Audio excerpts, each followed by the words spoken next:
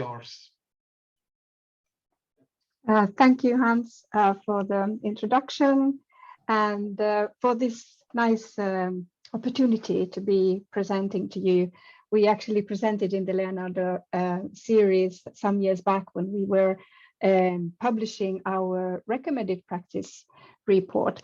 So now what we have done in the international collaboration that I'm coordinating, the Task 25, we have published a summary report summarizing experience and study results from 17 countries. And here you actually see the contents of our report, and I will go through the same order, but of course this will only show some snapshots of the variability and uncertainty challenge and long-term reliability issues and short-term reliability issues and how to maximize the value in operations, and finally the pushing the limits, also touching a bit on the electrification.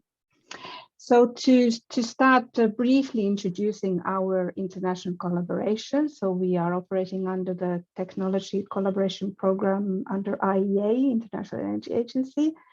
And the collaboration under wind has several different tasks. And this is about the design and operation of energy systems with the large amounts of variable generation. And here you can just see that we are many people from different countries, and actually even more. These are the sort of the main representatives for each institute for the countries. And our main publications are these kind of summary reports that I'm presenting now, but also recommended practices where we only discuss the methodology and how to make the studies and what we have seen so far as the best method to take into account wind and solar in system impact studies. Starting with the introduction of the report is the status of wind integration. So how much do we have wind in power systems? So here is an example of the US in the left and Europe in the right, of the share of wind, share of demand for Europe, share of generation for the US, but pretty close, I think. So we already have several states in the US and in the EU that have more than 20% share of wind and solar. In the Europe picture, I have put wind plus solar in red in the countries where also the solar share is considerable. So yes, this is increasing, and we see that this is like the average share over a year, but how does it reflect then in the power system operation? Well, then we see instant shares. So here we see the average in monthly, in gray, in daily, in red, and in just instant or 1 hour share of wind and solar in blue. So you see that really you start hitting 100% already when you have about 25% share, unless you somehow limit, like the case of Ireland is at the moment. Of course, we here say it or present it per country, and actually it's more relevant to present it for the synchronous system. So here, when we talk about the Ireland or island of Ireland, or when we talk about the Texas power system or the Great Britain power system or the Nordic power system, so then we see it for the whole power system. But when we look at the larger power systems, like the big European central power European system or the west or eastern interconnecting the US, then we are on the order of 15% share of wind and solar. So not as much as some countries. We, in our collaboration, we spent a lot of time in our beginning when we started 2006 to really talk about the variability and uncertainty and the smoothing impact, and how to best study the system-wide wind and solar to have a proper input. But actually, now it seems that we have much more data available. Here is an example below from Europe that Wind Europe produces from the open data of the system operators in Europe, and just showing that like looking at where the wind is most of the time in each of the months. In gigawatts, when you have 200 gigawatts, it's not very often more than 100 gigawatts in the whole Europe, and also not really going below 20 gigawatts. So this is the variability, and also the complementarity between wind and solar in most countries is actually really good, like we see in the France data above. And really, we have seen improvements in data. So the simulated weather data today is quite good for the inputs already for the system models. And also the forecasts continue to improve, because we want to assess how much is the uncertainty, how we do the short-term forecasting, and what's the uncertainty of that. So here you see an example of Spain. From light gray towards darker colors shows how it goes as years have passed in different time horizons. If you want to forecast like 20 hours ahead, you can see here that the mean absolute error is around 2% of the installed capacity of wind. Of course, extremes are important. There's still work to do, and a lot of work is being done. Like, do we have bad ramps during storm situations, or what happens in the so-called dunkelflaute event when you have no wind, no solar for more than a week? Then going to the planning, the sort of the long-term impacts, or how to ensure the longer term. So we see a clear trend that started in Europe that will redo regional transmission. So the ENTSO-E in Europe is really looking at the whole Europe-wide transmission system and looking at what are the best cost-efficient improvements to that transmission system. In the US, they have not done that so much, but they have now, especially in recent years, produced several reports on the benefits of having actually a macrogrid, an overlay for the US. And what we see in the Europe is a lot of work for offshore grids, especially for the North Sea, but also in the Baltic Sea, as you see here, and also these different types of power hubs like the energy islands, which has now been announced by Denmark, and they are really studying these and building the first ones. And also what we see is there's still work that needs to be done for meshed grids, and also HVDC technology improvements, and also the interoperability of the technology. For the US, this is an example showing that the more you have wind and solar in your studies, in your future system, the more you have benefits for having this interregional expansion of transmission.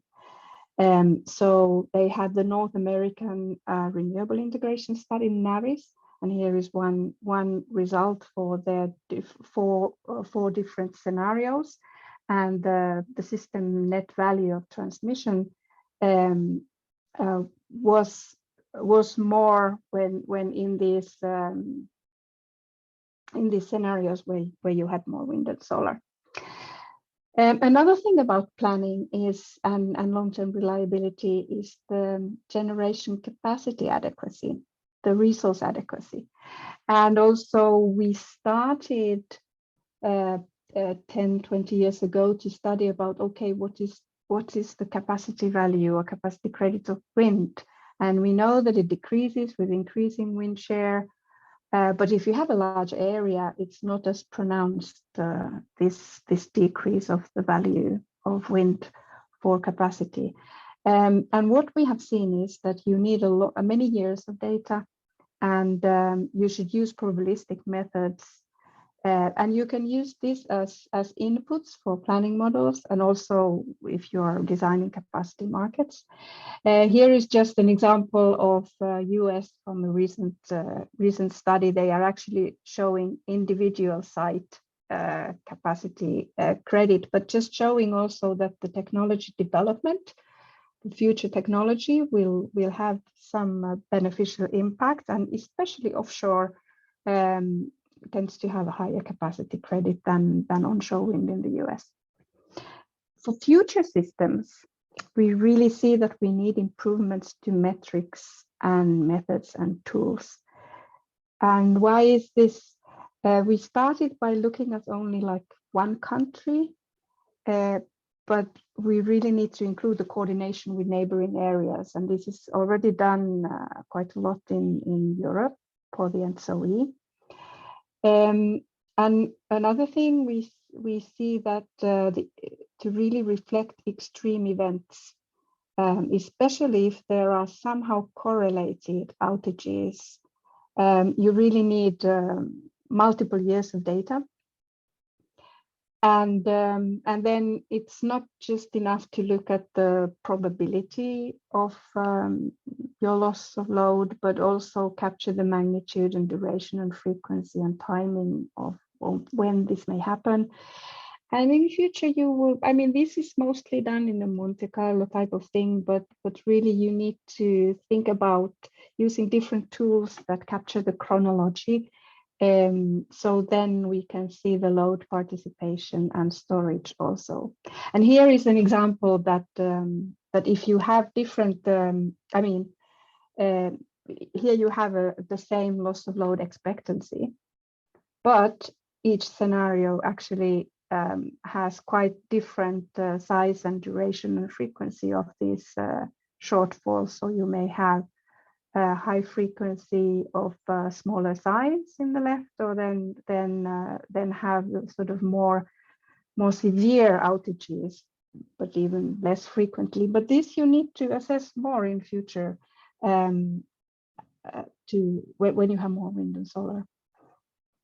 Then going to the short-term impacts. I'm not here giving any examples of operating reserves. There's a lot of studies that have been done for that, and also experience showing that even if you add wind and solar, you don't necessarily increase your operating reserves because if you start sharing reserves, it has more beneficial impacts than wind and solar variability would add.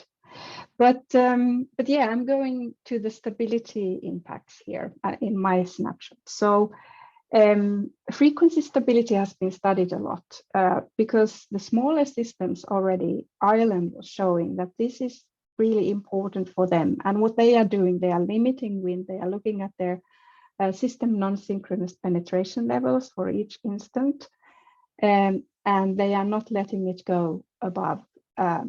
I mean, they started cautiously at 50%, and now they have been trying 75%. But they know that they need to reach even higher instant shares of wind, so that otherwise they would curtail too much when they have ambitious targets of adding renewables, mainly wind, for more than they already have almost 40%, but they want to go to even more than 70% on average. So then they really need to do things to allow instantly wind to be produced. For the medium-sized systems, the Nordic, Texas, and Great Britain systems are pretty similar size. They see that they have started using new tools, so they really monitor inertia real time and day ahead. And for larger systems, it has not been an issue so far. What is more may become an issue is if you have a system split. So then you would need to somehow mitigate the cross-border flows, for example. How to support the frequency stability then? When you start having low inertia, then your frequency may drop very abruptly. Your system becomes very light and all the changes are seen. So you can either maintain the inertia, you can keep some synchronous machines running, the must-run generators, or you can have other sources of synchronous inertia like synchronous compensators and synchronous condensers. But another way of doing it is also to speed up the frequency response. So when you have primary you can ask for faster response on your synchronous machines, and you can add, like we have now seen, Ireland started this, and now this is seen in other countries as well, that fast frequency response is a new frequency control service. And ERCOT has actually an example that if you have a response of only half a second, you don't need as much megawatts of that, because it's the same response and reliability impact as more than double of same amounts of primary frequency response. Okay, then going to the operational timescales. So one thing that we have seen in all the countries have some kind of experience of curtailments, sort of unwanted curtailments when you lose part of your wind. And first it was a real issue in China, but they have managed to build their grid and change their operational practices so that in China it has nicely come down. In ERCOT and Italy, it was also very high in the very beginning, but that was due to some bottlenecks in transmission. And once the transmission was built, then also that was down. But in recent years, when you start seeing really more than 20% wind, then you also start seeing more curtailment. So this is what we have seen in recent years, actually, in Europe. And there is, on top of this, there is market-based curtailment, actually. So if wind power plants are bidding down regulation, we don't show it in this graph. And this is happening to some extent in Spain and Denmark. So really using wind power to provide these ancillary services or with support services, it is very important when you have these events of surplus wind and PV generation. Because actually, if wind and PV don't start responding themselves, they risk that everybody is curtailed, and you need to commit more synchronous generators to provide these services that actually wind and PV can provide also. So that's why frequency control, the balancing markets, the sort of 10-15 minute products are, and also voltage control. There is experience gathering from this from several power systems, and here are some examples, like for Spain, that most of the wind power plants have already had the compliance test, and they are actually increasingly being used. So every year a bit more of what they need, down and upward reserves are used from wind. Of course, the upward reserves less, because that means that you need to curtail beforehand, so you lose a bit more energy when you are just sort of standby and waiting that maybe I will need to go up in as a reserve product. And also for the faster responses, the automatic generator control and regulation, as they call it in the US, there's very good compliance and value for several systems shown in Texas and Colorado and Hydro-Quebec, for example. And this is a very developing trend to have new services, also sort of system trend, that you will have, there will be system needs and sort of new services introduced, like this faster responding frequency control, as we saw example before, but also going into more detail in power oscillation damping and synchronizing power, even black start restoration. And one thing that is now really talked about a lot are these grid forming inverters. So it means that instead of just to follow the grid, as the wind and solar power plants are doing today, the inverters can be, can actually, you can control them in a way that they mimic synchronous generators, in a way that they sort of, they create the frequency and voltage, and they are just not following and supporting it, but they are also creating it. And then, of course, there's a lot of questions that many of these services are now required in grid code. So when in the connection requirements, but not compensated. So what about you could actually start paying for inertial service and fast frequency response and voltage even. And then, of course, generally now that we are in this transformation, so it's also the timing to introduce the services when the system needs them, because otherwise it's a bit frustrating to provide this service and it's never used. For the maximizing value, the flexibility is of course very important, and so far it has been a lot about thermal power and how to retrofit them to be more flexible, how to link with the heat storages, and transmission, increasing transmission that has excellent cost benefit. For hydropower, you can use pumped hydro for daily or even weekly in some cases, and larger reservoirs for even yearly storage, and batteries normally for short-term balancing and demand response, also mostly for short-term. But this new electrification power to X loads can have storage and actually be used also more. And when you have this flexibility, the value in wind and solar will be higher, and this is an example showing from a future simulation of Denmark with its neighbors. If they have a lot of electrolyzers, then the prices will not go to zero, but keep on a higher level. And Denmark is actually pushing the limits also in operating their balancing system, so to say. They're part of the big European system without central power plants, and they tried it first time in 2015, but they are doing it many times a year after that. And they get then the system support from the HVDC links, and also they have some synchronous compensators, and the small scale power plants are providing it. So here it is just marked in red that in this moment it goes to zero, so that there are no gray primary plants in that hour. This was the first case that was very significant.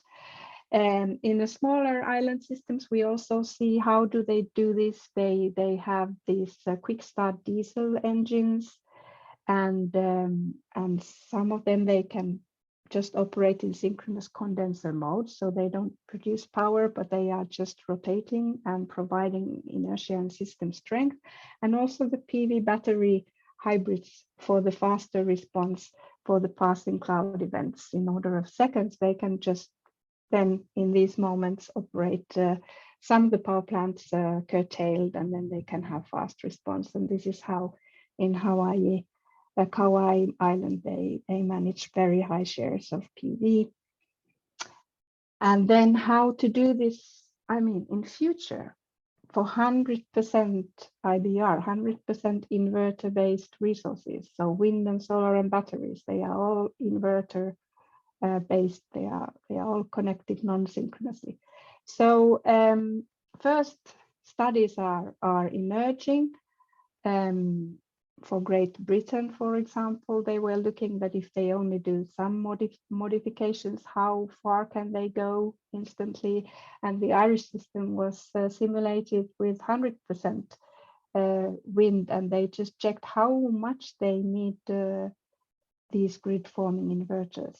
So you can say that the current synchronous machines are like shepherds, and then the current wind and PV power plants are like sheep, the grid following inverters. But in future, you can put wind and solar and batteries to be grid forming, and they can become the shepherds. And then the question is, how many of these shepherds do you need to herd the sheep, and where should they be? And this is an ongoing, very important and interesting research. Also, now that we have the net zero plans coming, This is, of course, affecting the power system studies a lot, and we see more and more role for electrification. So really, it doesn't end to have carbon-free power. We also need that for heating and transport and industries. Here is a picture of the IRENA scenario and how all these emissions would need to go down for all the sectors. And there is a great potential of electrification. This is an example of Europe, looking at the different industries' potential for electrification, showing that 76% could be electrified if you look at industry and heat with existing technology. And you have also these emerging technologies that are around the corner already, I would say. And this, of course, means that these power system studies that we have been making or sort of comparing these studies from different countries, they also need to somehow take into account this sector coupling from heat and from gas and from transport. Here is an example that from Denmark. They have already been doing these studies for several years, and just sort of showing how power system is sort of one of the carriers, but how it then related with heat pumps and boilers and power to gas and combined heat and power to the other carriers. These studies often look at energy balances, so not really going into stability impacts so far. So we have like these really wide studies looking at how it goes hourly, hour by hour, and then we have these more detailed studies that I was showing for Ireland, for example, where you really look at the stability impacts. And yeah, flexibility timescales. We actually have a lot of resources providing short-term flexibility, so that seems not to be such a big challenge for future. However, the longer-term flexibility is a challenge because there are not many providers of that. We have hydropower at the moment, either pumped and with reservoirs, but and then thermal storage. But we really see that these parallel electric and fuel systems can provide this long-term flexibility as well as new type of demand from electrification. Okay, I'm starting to be towards the end of my presentation. I just wanted to highlight a couple of things more. So really, when we want to push the limits and study these carbon-free energy and electricity systems, we need the development of the tools that we are using. There will be more and more complexity that we somehow have to model. So I'm here trying to introduce a new acronym to you, VIBERS, variable inverter-based renewable energy sources. Like, well, I could just say wind and solar, but anyway, they themselves introduce more complexity that needs to be taken into account in the tools more than now. And then also a need for higher resolution. So you need to start simulating like 15-minute or 5-minute resolution for many things, and also spatially not just aggregating everything in a large area as one node. What we see also that is adding to the modeling challenge is that you would need to simulate entire synchronous systems, so large areas. And then somehow you should have the stability constraint and the operational constraints also in your planning models, or somehow integrate these different tools. And finally, when you really start looking at the towards 100% power systems with wind and solar, how should you, I mean, if you just build gas turbines as a backup, it will be very expensive. So somehow the cost becomes here, and really how to take price responsive demand into account, for example, or perhaps differentiated reliability for different demands. All these ideas, how to get them into models. And here is just an example of US NREL modeling framework that is available open source. Okay, to conclude,